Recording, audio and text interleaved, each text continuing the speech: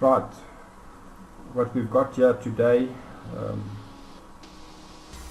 we've got a couple of boards which I've made on previous occasions. I want to just discuss a couple of things I have found when making boards.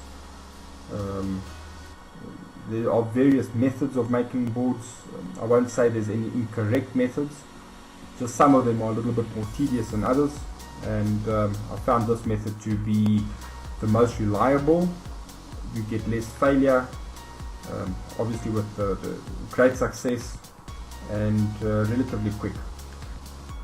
I in the meantime have also got the right equipment slowly together, which obviously makes it a little bit easier. However, there are alternative ways of doing these things, which I will discuss in the methods as we go along.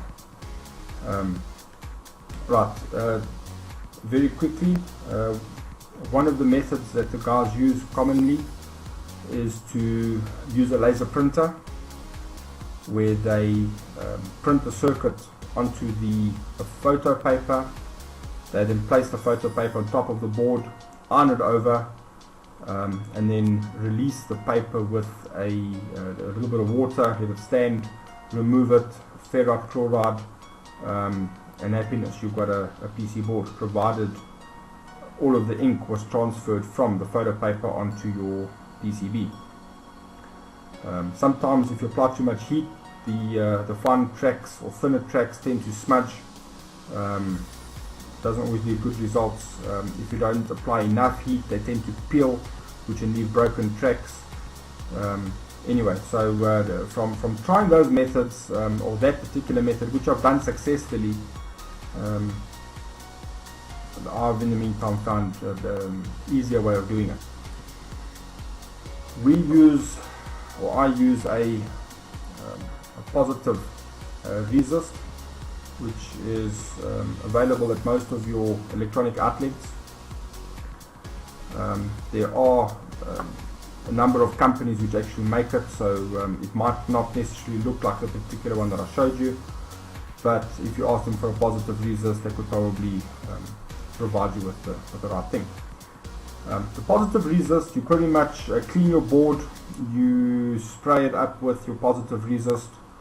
A person would use a positive film, which you place on top of the board under a UV light, which gives you exposure, and using that method you can obviously transfer. Right, this here is a positive, which I've made a particular board. In actual fact, that's the board there we made. So pretty much you'll place it over, there you go. It would also then, alright, so under the UV light, and then you go into the developer. The developer pretty much cleans off everything which is transparent. The black remains. You put it into the developer, and you'll have a board which you will obviously see in one of the other tutorials, which then goes into the etching.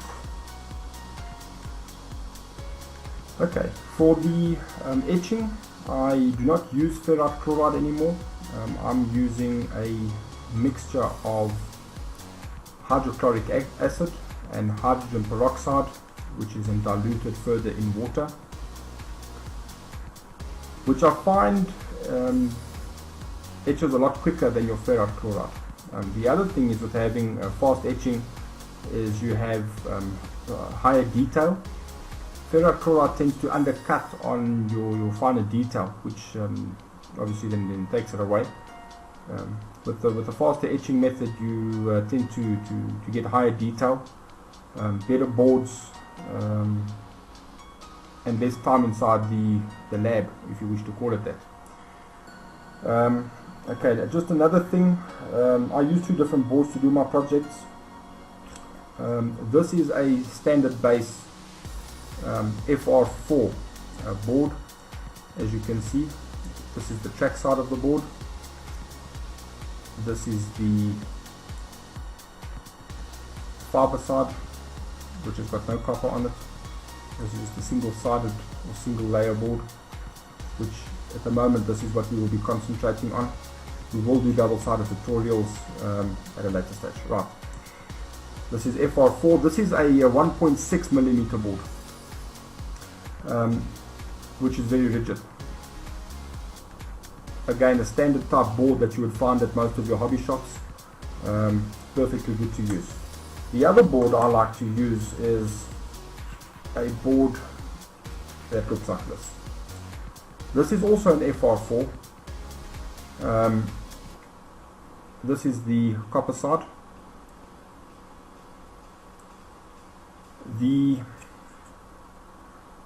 And this is the fiber side of the board. I'll just hold the two up so you can see the difference. Okay, I'm showing you both sides fiber side, and then both sides copper. As you can see, the board is a lot more transparent. That's why you get to see the tracks. This is a 1.2 millimeter board, which I bought directly from the supplier, not from the local electronic shop. I like this board. It's also fairly rigid, as you can see.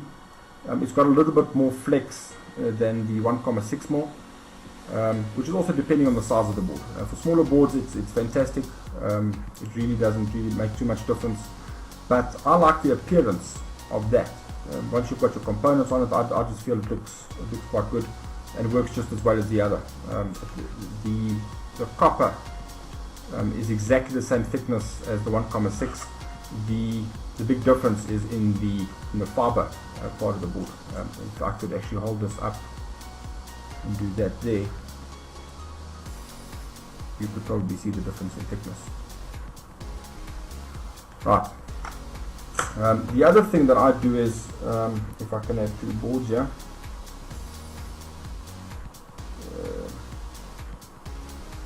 Well, the one board looks like this. Okay, as you can see, it doesn't have a copper sheen to it. It looks silver, and that's because we use a process which is electroless silver plating. You also get electroless tin plating for the boards. The tin plating also looks quite good, and it protects the copper from tarnishing. It also helps with soldering. It's a very good way to protect boards. As you can see, I do quite a lot of boards at a time, and we tend to have them on the shelf, not for necessarily a large period of time, but if you do not protect the board, it then obviously tarnishes and it spoils. It doesn't look too good. Okay, the other thing that we've got here is a board which is not being tin or silver plated. This is just straightforward copper. Can't quite see the finger marks on the copper. The camera doesn't show it up. Although it's got a couple of marks on it. Board's been around for 6 months. Doesn't look too bad.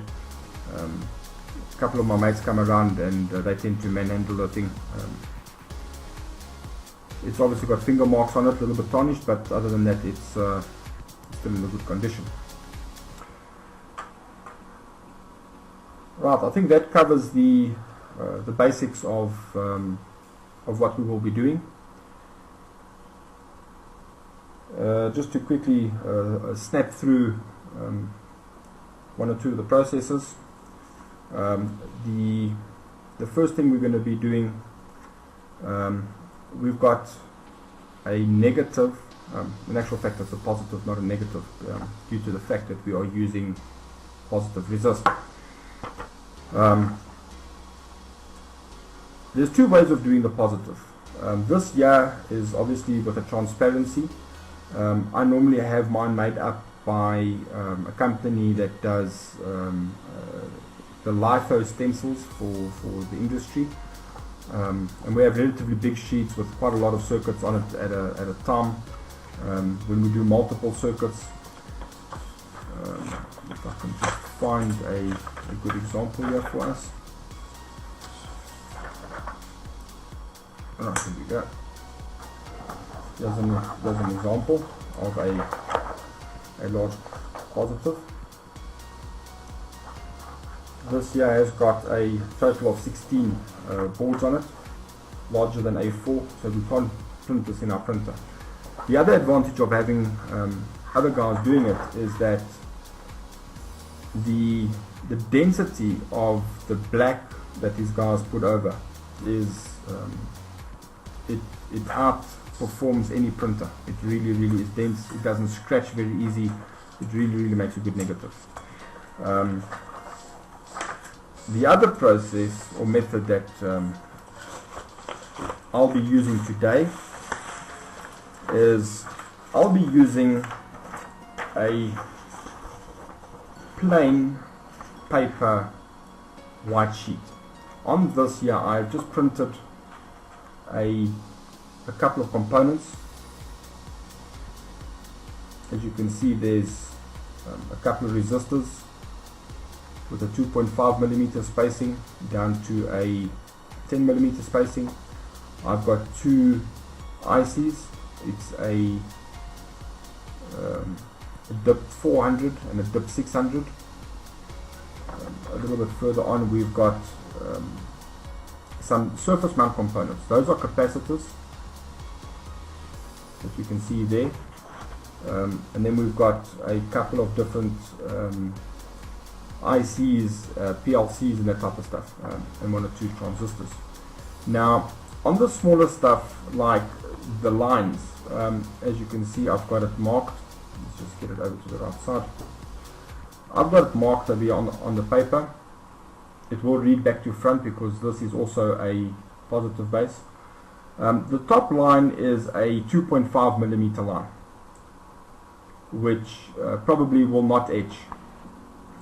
I haven't had great success with such fine work. I've also got a 5mm line, or comma 5mm line. That should etch out okay. We've got a 0.75mm, that will be good, and then the last but not least is a 1mm line, which should be okay.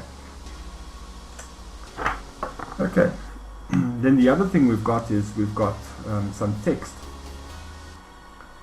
which, as you can see, it says test, and it's got the font size next to it. We've got a 0.5mm on the top there, which, as you can see, it's even difficult to read like that, so I do not believe it will etch out. It will probably leave a little squiggly line if it even remains. Underneath we've got a 1mm text, which again is small. I do not expect it to remain behind. We've got a 1.5mm, which that one should be okay, and then we've got a 2mm again that says test, which should be okay. On the components, as you can see then, the physical solder pads is really what we want to see. The outline or inline of the physical component, they are 0.3mm. So if they do etch out and or do not transfer with the resist, I won't be disappointed. It's very unlikely that they would, using this particular method, the paper. How this works is that we'll be using this with another spray product which is called transparent. Basically you spray the paper with the transparent fluid, you flood the paper, and it allows the UV light that we use for exposing to transfer through the paper. I have recently made a couple of boards using this method. It does work well. However, using our transparency positive, this can give a lot finer detail, and then obviously that's just about the curing and etching of the finer detail that then leaves it. For extreme fine detail, silk screening is the answer. Not necessarily good for home use. We probably might cover it in another tutorial some stage, but for now let's stick to basics.